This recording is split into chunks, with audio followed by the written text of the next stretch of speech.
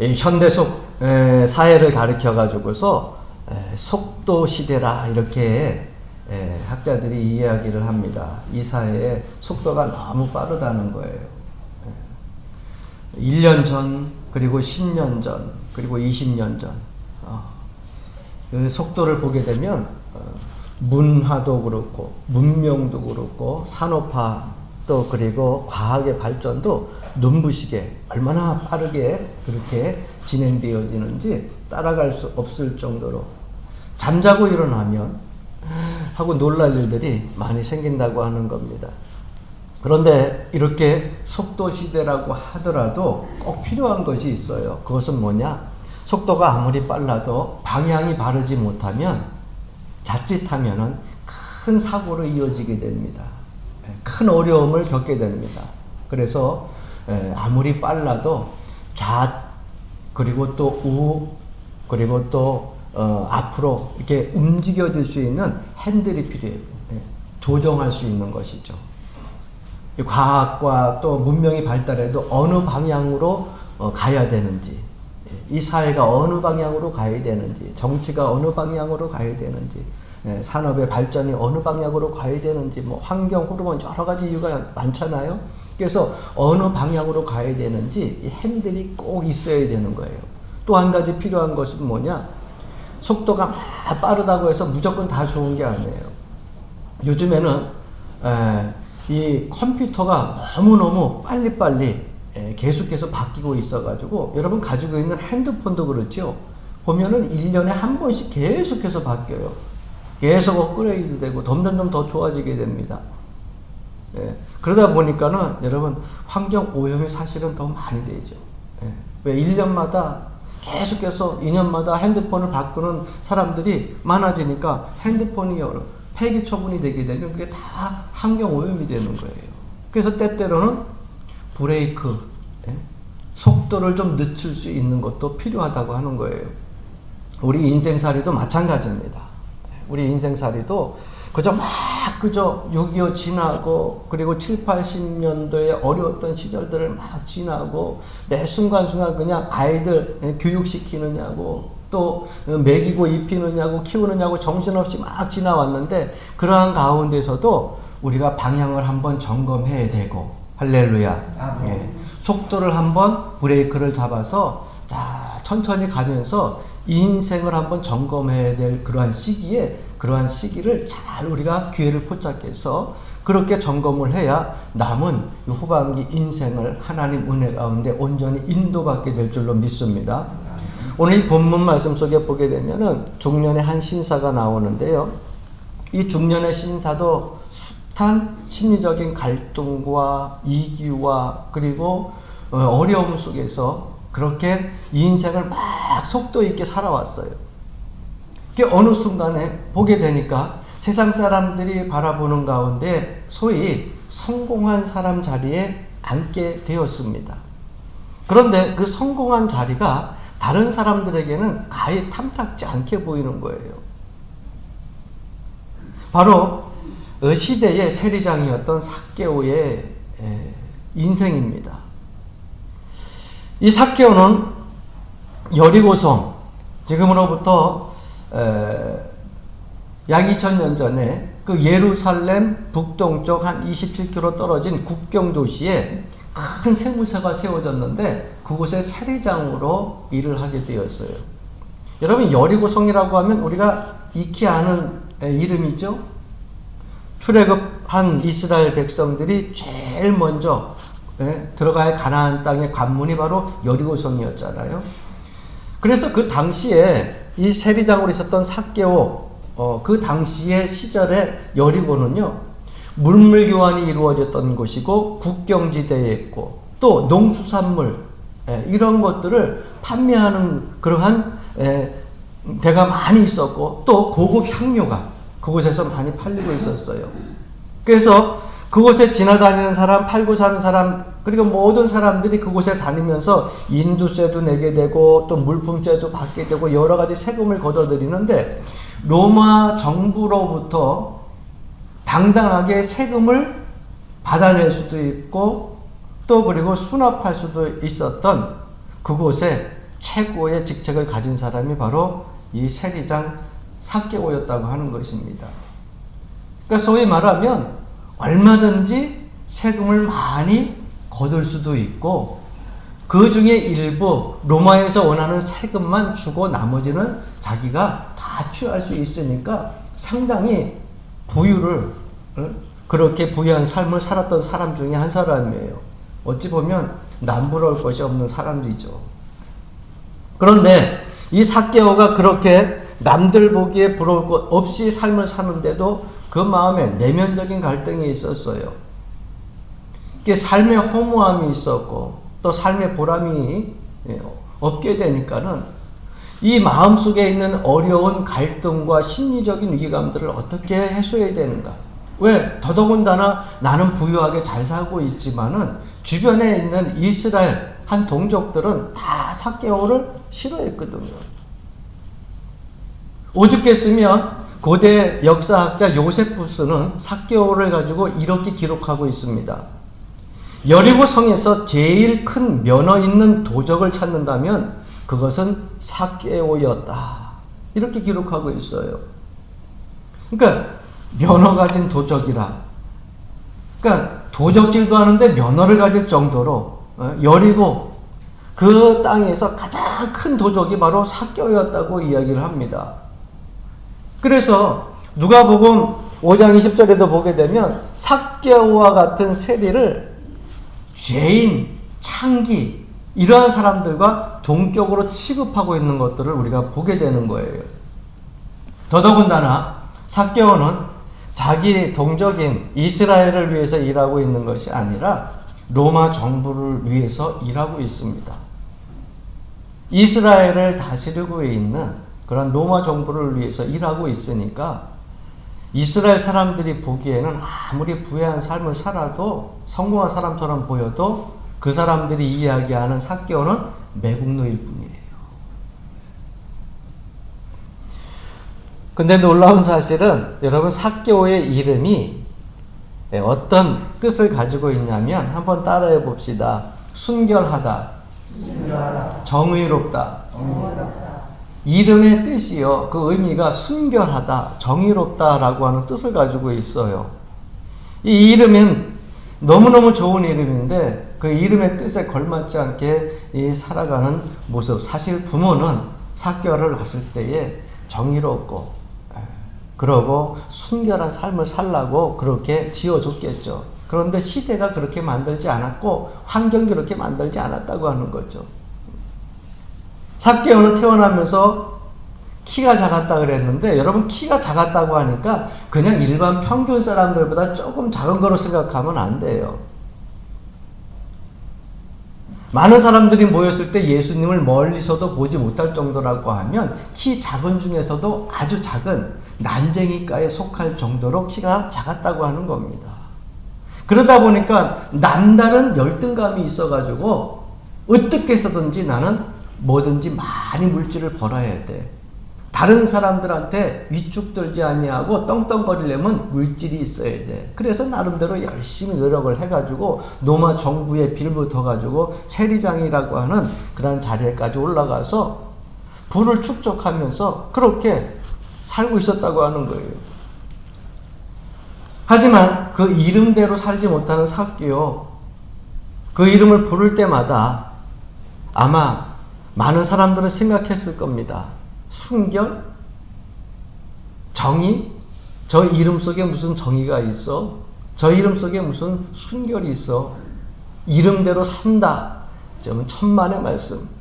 여러분 죄송한 말씀이지만은 우리가 이 땅을 살면서 내 이름을 지어준 부모님, 그 부모님 이름에 뜻이 있을 거 아니에요. 옛날엔 다 한자가 그 뜻이 있었잖아요. 그대로만 산다고 하면은 그래도 인생 꽤 괜찮게 살았다 이렇게 얘기할 수 있지 않겠어요?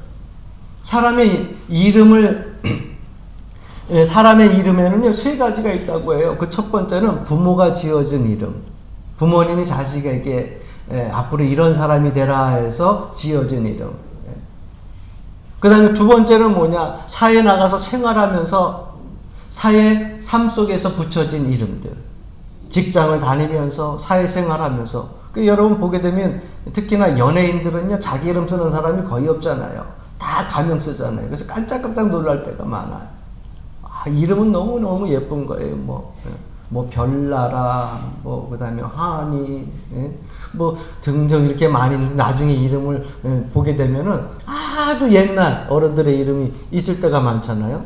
사회에서 지어주는 이름이 있고, 그 다음에 또 한 가지 정말 중요한 것은 뭐냐? 하나님과 관계에서 지어진 이름이 있다는 거예요. 여러분, 그 하나님과 관계에서 지어진 이름이 바로 무엇이냐? 그리스도인이라는 거예요. 교회의 집사님이라고 하는 거예요. 교회 권사님이라고 하는 거예요. 교회 장로님이라고 하는 거예요. 이런 것들이 여러분 하나님과의 관계에서 지어진 이름이에요. 우리는 삭개오를 보면서 뭐가 정의로워? 뭐가 순결해? 로마 정부에 빌붙어 가지고서 자기 백성들을 위해서, 자기 민족을 위해서 일하는 것이 아니라 세금 더 많이 뜯어가지고 오히려 로마 정부를 좋게 해주고 자기 배만 부르게 하는 이 삭개오, 그 이름에 걸맞지 않고 모든 일들 속에서 다른 사람들에게 억울함만 그렇게 끌어내는 사람인데, 그 사람이 뭐가 정의로워? 그렇게 이야기를 하는데, 사실 이 삭개오를 보면서요, 저는 성경을 읽으면서 왜 삭개오를 많은 사람들이 그렇게 비난을 하고 손가락질할까? 그런데 그 삭개오가 바로 저와 여러분이 아니었을까라는 생각을 해보게 됩니다. 왜? 여러분들은 정말 이 세상을 살면서 여러분의 이름대로 떳떳하게 살고 계세요? 부모님이 지어진 이름대로, 아니면 하나님과의 관계에서 지어진 이름대로, 아니면 직장과 세상 사람들이 지어진 이름대로, 정말 내 이름대로 다른 사람이 내 이름을 부르면서도 저 사람은 정말 저 이름대로 분명하게 사는 사람이야, 이런 소리를 듣고 있는지. 저부터도 사실 그러지 못하고 있거든요.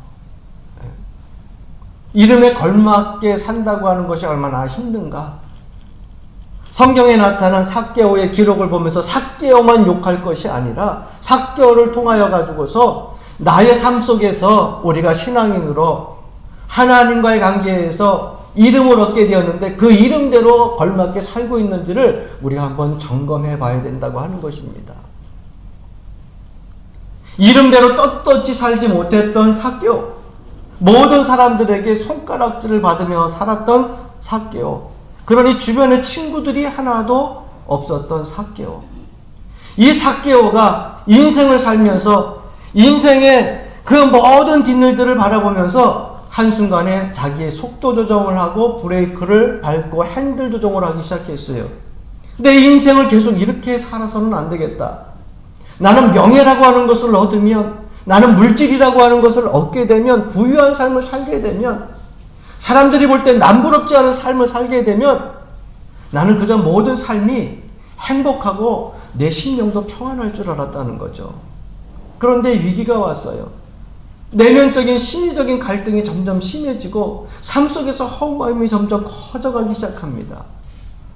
이랬을 때에 삭개오는 자기의 삶을 다시 한번 점검해야겠다라고 하는 생각을 해보게 됩니다. 때마침 여리고를 지나가시던 예수님에 대한 소식을 듣게 됩니다. 그 예수 그리스도에 대하여서 이 땅에 오신 메시아라고 하는데, 하나님의 아들이라고 하는데, 그분을 통하여서 죽은 자가 살아나고 병자가 고침을 받고 인생의 삶이 변환되어져서 제자로 따르는 사람들이 있고 무리로 쫓아다니는 사람도 많다고 하는데, 그 양반을 만나게 되면 내 삶의 인생 속에서 참된 가치 있는 인생을 다시 한번 시작할 수 있지 않을까 하는 생각을 해보게 돼요. 왜냐하면 살다 보니까요, 사람이 돈으로 행복해지는 게 아니고 명예로 행복해지는 게 아니라고 하는 것을 이 삭개오는 깨달았다고 하는 거예요. 다른 사람들에게 비난을 받아도 내 삶 속에서 참된 가치가 있는 일들이 있고, 다른 사람들이 다 손가락질을 해도 아픔보다는 기쁨으로 승화될 수 있는 그런 삶이 분명히 있을 것이라고 하는 생각을 이 삭개오가 가졌다고 하는 것입니다. 그런 삭개오가 예수님을 만나고 나서 인생의 후반기 제2의 인생, 아름다운 인생, 행복한 인생을 살게 됩니다. 그렇다고 하면 삭개오가 그런 삶을 살았다고 하면은 우리들도 삭개오와 같은 후반기 인생을 좀 더 행복하게 평안하게 보람된 인생을 살 수 있게 될 줄로 믿습니다. 그렇다면 삭개오가 어떻게 그런 복된 인생을 살 수 있었을까? 우리가 성경에 나온 그 말씀을 보면서 한번 살펴보자고요. 먼저 첫 번째로 삭개오는 기회를 잘 선용한 사람이었기에 그 후반기 인생이 행복한 사람이 되었어요. 기회를 잘 선용했다는 거예요. 여러분, 기회는 늘 있는 게 아니에요. 우리의 삶 속에 있어서 기회는 늘 있는 것이 아니에요. 히랍 신화에 나오는 기회의 신이라고 하는 신이 나와요. 저는 고대 신화 이야기를 되게 즐겨 읽는 편인데, 그 히랍 신화에 나오는 기회의 신이라고 하는 그 신은요, 뒤에 머리에 머리털이 없어. 그러니까 앞으로 대머리가 아니라 뒤쪽이 대머리야. 왜 기회의 신이, 히랍 신화에 나오는 신이 그런 모습으로 나왔을까요? 뒤에서 아무리 잡으려고 해도 머리털이 없으니까, 대머리니까 잡히지가 않는다는 거예요. 다시 이야기하면 기회는 지나간 다음에 잡아도 소용이 없다는 거예요. 잡을 수가 없다는 거예요. 우리나라 옛날 말에 그런 말이 있죠. 버스 지나간 다음에 손 흔들기. 버스 지나가기 전에 손을 들어야 버스가 서는데, 버스 지나간 다음에 손을 흔들어야 아무 소용이 없다고 하는 거죠. 그러니까 우리가 은혜 받을 때에 은혜 받아야 되고, 하나님 만날 때에 하나님 만나야 되고, 전도할 때 전도해야 되고, 봉사할 때 봉사해야 되고, 할렐루야. 다리에 힘이 있을 때 주의 성전에 나와서 여러분 열심히 예배해야 되고, 할렐루야. 네. 그래도 콩 한 쪽이라도 내가 나눠줄 그러한 나의 삶 속에 물질이 있을 때 서로 그 식량도 나눠주고 구제하고. 여러분, 기회는 있을 때 되는 거예요. 나중에는요 안 돼요. 요즘 제가 이렇게 보니까는요, 나이 드신 분들 모시고 가끔 운동도 시킨다고 이렇게 걸어 다니잖아요. 원로 목사님도 그렇고, 그리고 또 우리 권사님도 그렇고, 한 번씩 가끔 이제 자라섬도 한 번씩 돌고. 왜냐면 집안에 가만히 있으면은 안 된다고 걷기 운동을 제가 좀씩 이렇게 가끔 드리는 분들이 몇 분이 있어요.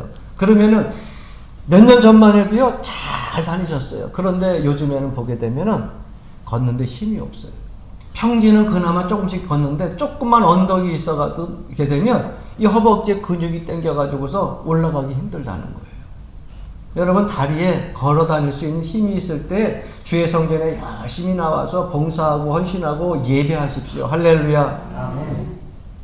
전도서 3장 1절에도 보게 되면 하나님께서 우리에게 이렇게 말씀하고 계시잖아요. 범사가 기한이 있고 천하 만사가 다 때가 있나니. 다 때가 있는 거예요. 여러분들은 지금 여기 앉아서 지금 하나님 앞에 예배하고 있어요. 여러분, 삭개오가 자기 집 앞으로 지나가는 예수님 그분을 기회로 잡고 만났던 것처럼 여러분들도 지금 예배하는 이 순간 주님의 음성을 듣기 위해서 이 자리에 나오시지 않았어요? 하나님과의 만남, 그 교제를 통하여서 여러분 삶 속에 평안함과 기쁨을 누리기 위해서 이 자리에 나오시지 않았어요? 그러니까 매 순간순간 하나님 앞에 주일날 예배드리는 이 시간이 여러분 우리의 삶 속에 있어서는 놀라운 기회 중에 하나예요.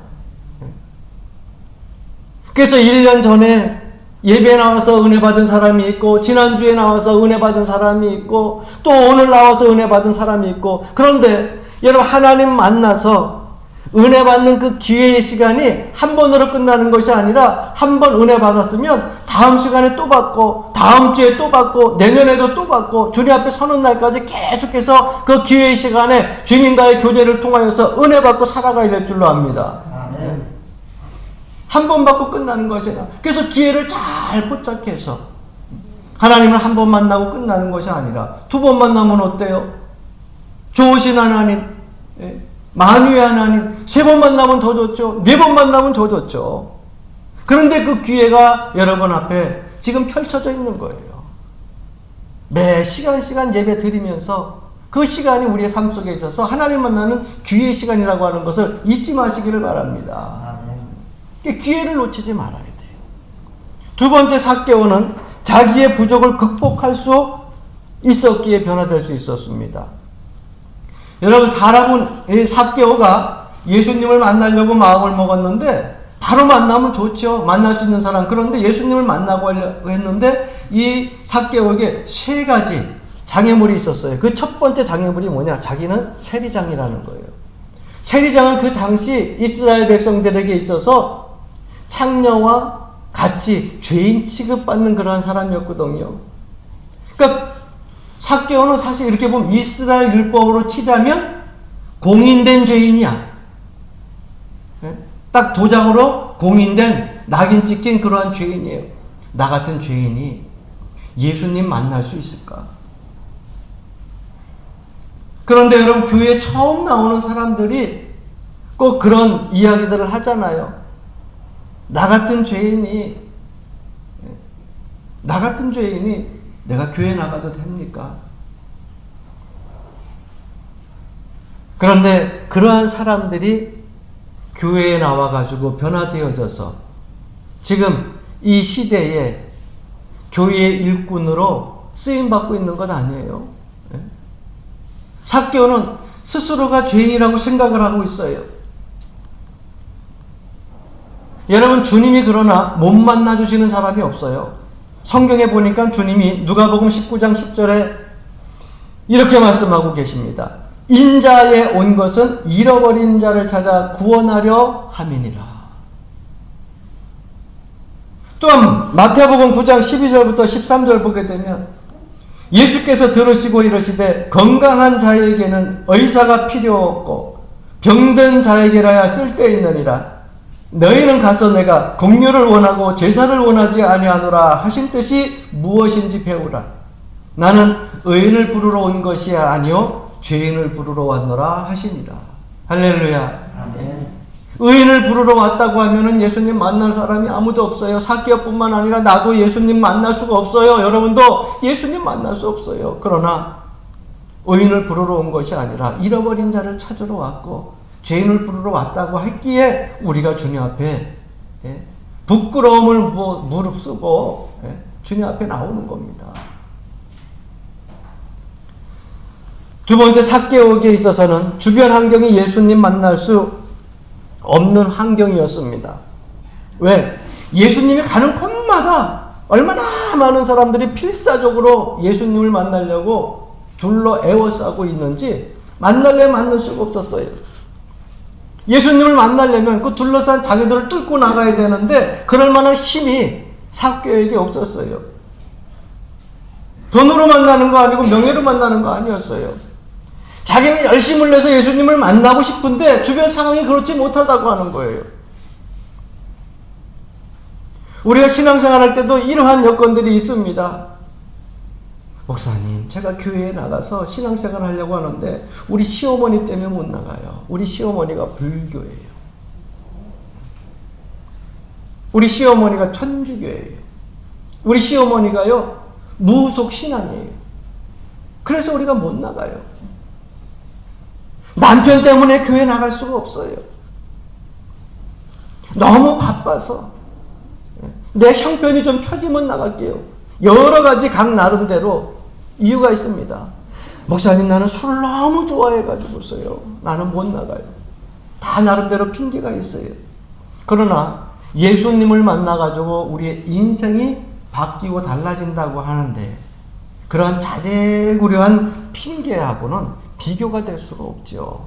예수님을 만나게 되면 얼마나 큰 보화가 우리 삶 속에 펼쳐지는지 알 수가 없거든요. 그런 핑계 때문에 못 나온다? 여러분, 예수님 만나게 되면 그런 핑계가 전혀 상관없다고 하는 사실을 알게 된다고 하는 거예요. 삭개오도요. 주님을 만나려고 했는데 여러 가지 핑계거리가 많았어요. 왜? 주변의 환경 속에서 죄인이라고 하죠. 공인된 죄인이었어요. 뿐만 아니라 모든 사람들에게 따돌림 받았죠. 너 예수님 만나게 길 터주는 친구도 하나 없죠. 누구 하나 눈길 주는 사람 없죠. 그 따가운 눈소리 속에서 어떻게 예수님을 만날 수 있겠어요? 좀 예수님 좀 만나게 길 좀 비켜주세요. 여러분, 왼수같이 보는 그 삭개오에게 길을 비켜주겠어요? 그러니까 예수님 만날 수 없는 그런 환경이었어요. 또 한 가지, 세 번째는 뭐냐면 자기 몸에 결함이 있었어요. 그것이 뭡니까? 성경에 나온 대로 키가 작았어요. 아주 작았어요. 그러니까 예수님을 만날래 만날 수가 없는 거예요.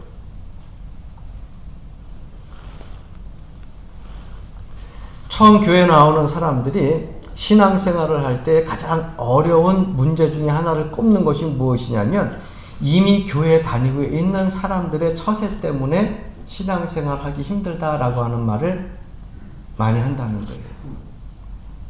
오랜 동안 기존에 교회에서 신앙생활 하던 사람들이 그저 예수님을 감싸고 있듯이 그저 목사님 만나고 하려고 해도 힘들고 예수님 만나려고 해도 힘들고 항상 주변에서 나만의 예수님이고 나만의 목사님이고 라고 하는 생각 때문에 처음 나온 사람들이 신앙생활 하는 데에 힘들다고 하는 거예요. 더군다나 여러분 삭개오는 보십시오. 키가 작으니 키가 크면은 멀리서나마 다른 사람 위로 예수님을 볼 수나 있지. 키가 작으니 아무리 봐도 사람 뒤통수밖에 안 보이는 거예요. 그런데 여러분 삭개오는 이 세 가지의 장애물들을요 완전히 극복했다고 하는 사실을 우리가 기억해야 됩니다. 내가 죄인이라고 하는 그러한 사실도 극복을 했고요. 또 뿐만 아니라 주변 환경이 예수님을 만날 수 환경이 있는 것도 아닌데 그것을 극복을 했고요. 자기의 신체적인 결함도 극복을 하고 어떻게 했느냐? 야, 그러면 죽기 살기로 내가 예수님 너희들이 막아서 환경이 뭐 맞느냐? 그럼 높은 곳에 올라가면 될 거 아니야? 생각을 해보십시오. 어린 나이가 뽕나무 올라간 것이 아니에요. 중년의 신사가요. 그것도 그 여리고성에서 동계나 있고 출세나 했다고 하는 세리장 중년 신사가요. 그 뽕나무 꼭대기를 올라간 거예요. 여러분 우리나라 뽕나무 보셨지만은 좀 큰 거는 그래도 올라갈 만하잖아요. 그렇죠? 저도 뽕나무 큰 거 봤다고 하는데 이 여리고에 가서 본 뽕나무만큼 큰 거는 우리나라에서 못 봤어요.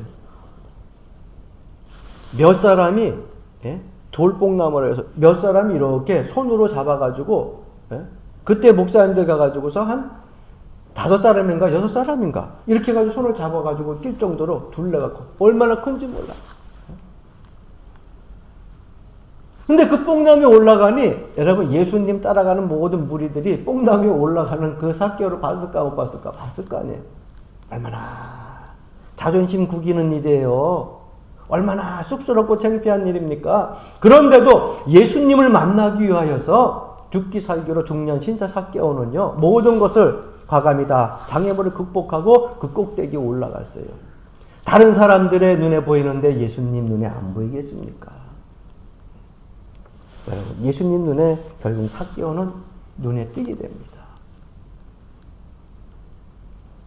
그래서 결국 예수님이 삭개오를 만나고 그 삭개오는 예수님을 만나게 됩니다. 여러분 이 삭개오가 복된 인생이 된 것은요 또 한 가지 있어요. 주님을 만나는 데서 그친 것이 아니라 주님을 자신의 가정으로 모셨다고 하는 거예요. 주님께서 내가 오늘 삭개오야 내 집에 유하여야 하겠다. 삭개오는 예수님 만난 것만 해도 너무 기쁘고 행복한데 예수님이 자기 집까지 온다고는 얼마나 기쁘고 행복했겠습니까? 사랑하는 성도 여러분, 교회에 와서 예수님 만나고 그냥 빠이빠이 하고 가는 것이 아니라 교회 본당 입구에서 저와 악수하면서 오늘 예수님 만났던 거 빠이빠이 다음 주까지 빠이빠이 하고 가는 것이 아니라 여러분들 가정과 삶의 터전과 직장과 사업의 일터까지 예수님 모시고 가기를 주 이름으로 간절히 축원합니다. 어디 가나 예수님이 함께 하시는 삶이 되어야 돼요. 그것이 그리스도인의 삶이에요. 이 복된 삶을 살았던 삭개오의 또 한 가지 특징은요. 주님을 영접한 후 자기의 잘못된 삶을 완전히 다 청산했다는 거예요. 삭개오가 예수님을 집으로 모셔서 예수님과 대화하면서 음식을 나누면서 무슨 생각을 했겠습니까? 내 삶을 잘못 살아온 것, 그거 하나님 앞에 다 내려놓고 내 삶을, 이제는 내 인생 후반기를 정말 보람 있고 가치 있고 하나님 기뻐하시는 그런 복된 삶을 살아야겠다 결단을 하게 됩니다. 그래서 자기가 토색한 것이 있고 그리고 세금을 더 거둔 것들이 있다고 하면 어떻게 하겠다고요? 예수님 만나고 나서는 다 가난한 자에게 날려주고, 더 뺏은 거 있으면 몇 배나? 4배나 더. 이건 율법에 대한 거예요. 율법. 이전에 토색한 것이 있으면 4배를 더 해가지고 율법적인 것으로도 완전하게 자기의 전 재산을 결국은요, 전 재산을 다 나눠주겠다는 거예요. 누구를 위해서? 가난한 자들을 위해서, 자기 백성들을 위해서 나눠주겠다는 거예요.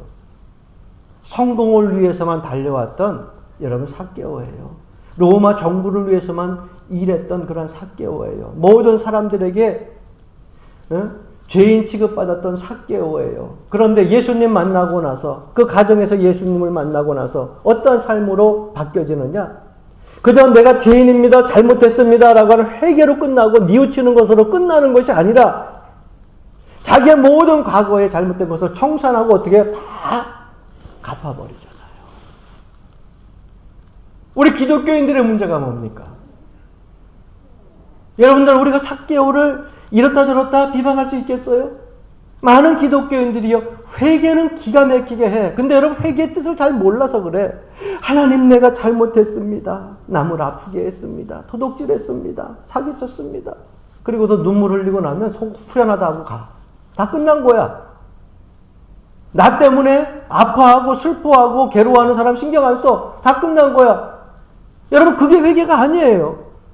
회개는 내가 눈물 끝나고 용서받은 거로 끝나는 것이 아니에요. 뉘우치는 것으로 끝나는 것이 아니에요. 그럼 어떻게 해야 돼요? 내 아픈 사람한테, 슬프게 한 사람한테, 상처 준 사람한테 여러분 가서 어떻게 해야 돼요? 내가 잘못했어요. 용서를 빌고, 그리고 그 뒤로 내가 상처 줬던 그 아픔과 억울했던 그 아픔을 어떻게 해요? 갚아나기 위해서 사랑을 주고 위로해주고 관심을 가져주고 헌신해주고 봉사해주고, 그게 청산하는 삶이에요. 삭개오의 삶이 여러분 회개의 삶인데 그렇게 끝난 것이 아니잖아요. 모든 것을 다 청산하고 나서 뭡니까? 가난한 자에게 자기의 재산의 절반을 나눠주고 토색한 것은 4배나 갚아주겠다고 결단하고 그렇게 살아가잖아요. 그래서 삭개오가 예수님 만나고 나서 복된 인생이 된 거예요. 사랑하는 성도 여러분, 우리가 그리스도인으로 살아갈 때에 내가 지금처럼 계속 사는 것이 삭개오였다 하면은, 여러분 오늘 이 시간 이후로 삭개오한 모든 것들을 예수님 만나고 나서 청산했던 것처럼 여러분들의 삶도 청산할 수 있길 주님으로 간절히 축원합니다. 결단만 하고 끝나지 말고요. 예수 만난 사람은요, 뭐가 바뀌어야 돼요. 언어가 바뀌는 것이고 눈동자가 바뀌고요, 내 마음이 바뀌고 행실이 바뀌는 거예요. 그것이 예수 믿는 사람이고 예수 만난 사람의 모습입니다. 그래서 그저 주일날 와서 예배 한번 딱 끝나고 한 주간 하나님 빠이빠이, 예수님 빠이빠이 하고 그럴 것이 아니라 여러분들 삶의 터전에, 가정에, 사업에, 그리고 일터에, 직장에 예수님을 모시고 가고, 그 예수님과 더불어서 그곳에서 여러분들 삶들 속에 정말 그리스도인으로 아름다운 그런 빛과 소금의 역할을 잘 감당하며 살아야 될 줄로 믿습니다. 할렐루야. 사랑하는 성도 여러분, 삭개오와 같이 예수님 만나는 삶 되시기 바랍니다. 그리고 예수님 만나서 여러분들의 그 삶이 진실한 행복으로 가득 찬 삶이 되기를 주님의 이름으로 간절히 축원합니다.